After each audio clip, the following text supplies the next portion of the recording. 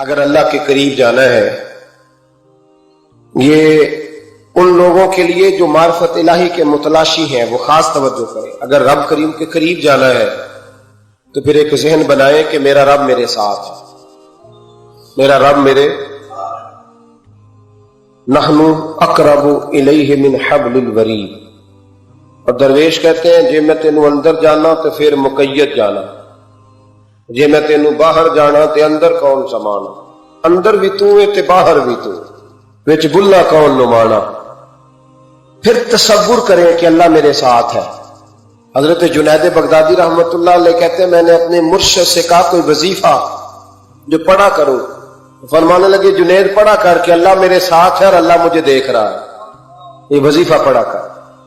کیمرے لگا دیے ہر جگہ ہماری گورنمنٹ نے، کہتے ہیں کیمروں کی مدد سے پکڑا گیا، کیمروں کی مدد سے مسجدوں کے دروازوں پہ کیمرے، ایئرپورٹوں پہ کیمرے، ریلوے اسٹیشن پہ کیمرے، بڑے بڑے جنرل سٹور پہ کیمرے، نیچے لکھا ہے خبردار کیمرے کی آنکھ آپ کو دیکھ رہی ہے۔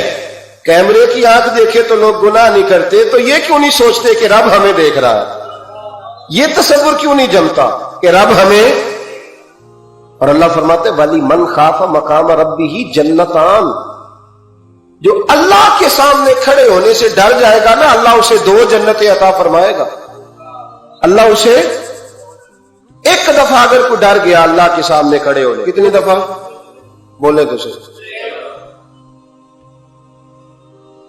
اس پر ہمارے مفسرین نے لکھا ہے کہ کبھی زندگی میں ایسا ہو کہ گناہ پر ہمارا پورا قبضہ ہو گیا ہو، گناہ پورا قابو میں آ گیا، اب کوئی روکنے والا نہیں، تو فرمایا جو اس وقت اللہ کے خوف سے ڈر جائے گا اللہ اسے 2 جنتیں عطا فرمائے گا۔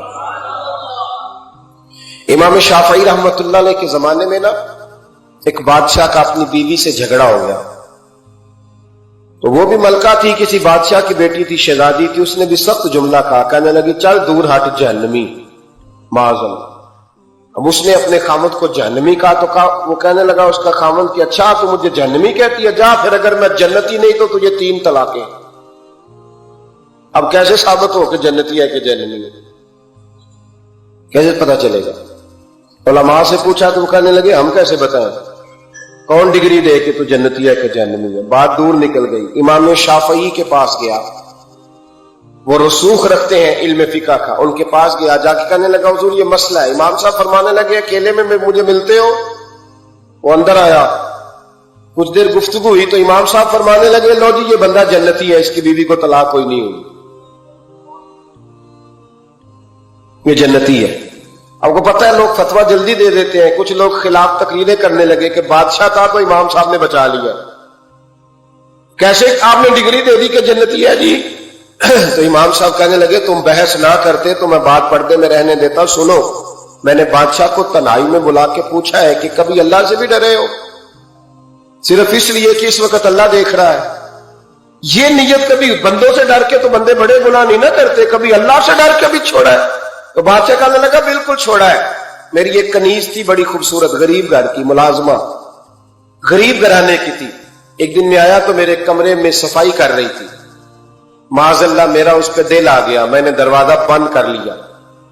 دنیا کی کوئی طاقت نہیں تھی، میرا اپنا محل تھا، مجھے خود دیکھ بھی لیتا تو کسی میں جرأت نہیں تھی مجھے منع کرنے، اور میں چونکہ حکمران تھا، مطلق العنان تھا، کوئی شکایت بھی نہ کرتا۔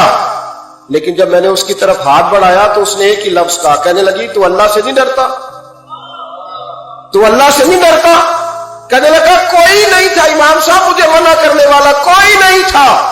لیکن جب اس نے کہا تو اللہ سے نہیں ڈرتا تو میں کانپنے لگا، میں نے اس سے معافی مانگی، غریب ملازمہ سے میں نے بادشاہ ہو کے معافی مانگی، میں نے معافی مانگی، پھر میں نے دروازہ کھولا، کہتے وہ چلی گئی۔ امام صاحب کہنے لگے اٹھ میرے سینے سے لگ۔ کہا حضور کیا ہوا؟ فرمایا جو تنہائی میں اکیلے میں ایک دفعہ بھی رب سے ڈر جائے اللہ اسے 2 جنتیں عطا فرمائے گا۔ تو جنتی ہے اس لیے کہ یار کبھی تو ایسا ہو، کبھی تو ایسا ہو بھولا گاہک ہمارے قبضے میں آ گیا ہو، ہم اپنا پورا اس پر تسلط رکھتے ہو پر ہم اللہ سے ڈر جائیں۔ کبھی ایسا ہو کہ کروڑوں روپیہ ہمارے تسلط میں ہو، ہم چاہیں تو جتنا مرضی استعمال کریں لیکن ہم اللہ سے ڈر جائیں۔ حضرت عمر کا زمانہ تھا، ایک نوجوان صحابی کا بیٹا مسجد جایا کرتا تھا، بڑا نیک تھا. ایک عورت اس کو اپنی طرف بلانے لگی، لبھانے لگی. نوجوان تھا، ایک دن دل آ ہی گیا بی بی پہ.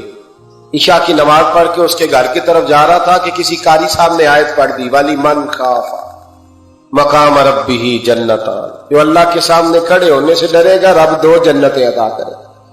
یہ آیت کیا سنی کہ نوجوان بے ہوش ہو کے گرا. کسی نے باپ کو خبر دی کہ تیرا بیٹا بے ہوش ہے. باپ گھر لائے، بالوں میں ہاتھ پھیرا، بیٹے کیا ہوا؟ اس نے آنکھیں کھول کے کہا ابا جی میں نے گناہ کیا نہیں، لیکن میرا قبضہ پورا ہو گیا تھا گناہ پہ. وہ بالکل راضی تھی، میں چاہتا تو میں گناہ کر لیتا، لیکن میں اللہ سے ڈر گیا.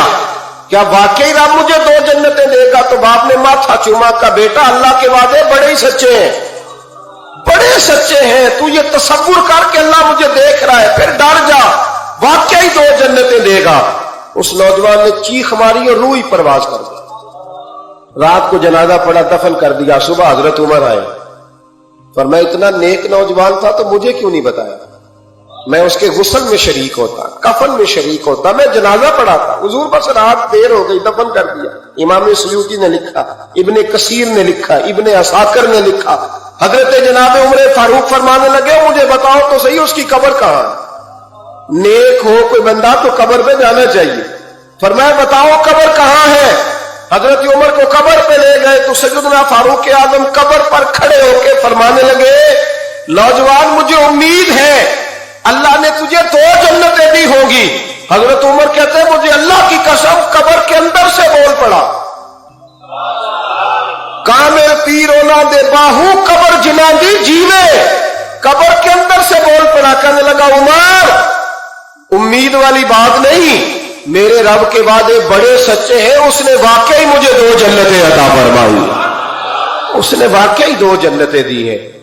کبھی کوئی کام تو ایسا ہو جو صرف اللہ سے ڈر کے چھوڑا جائے. ہونا چاہیے کہ نہیں ہونا چاہیے؟ آپ یقین کریں بچوں سے ڈر کے ہم نے بڑے کام چھوڑ دیے، بھائیوں سے ڈر کے چھوڑ دیے، دنیا داروں سے ڈر کے چھوڑ دیے. اور کبھی کبھی میں کہہ دیتا ہوں کہ بہت سارے ماں باپ نے اولاد سے ڈر کے چھوڑا، بہت سارے استاد شاگردوں سے ڈرتے، الا ماشاءاللہ کچھ پیر مریدوں سے ڈرتے. کاش ہم اللہ سے ڈرنا شروع.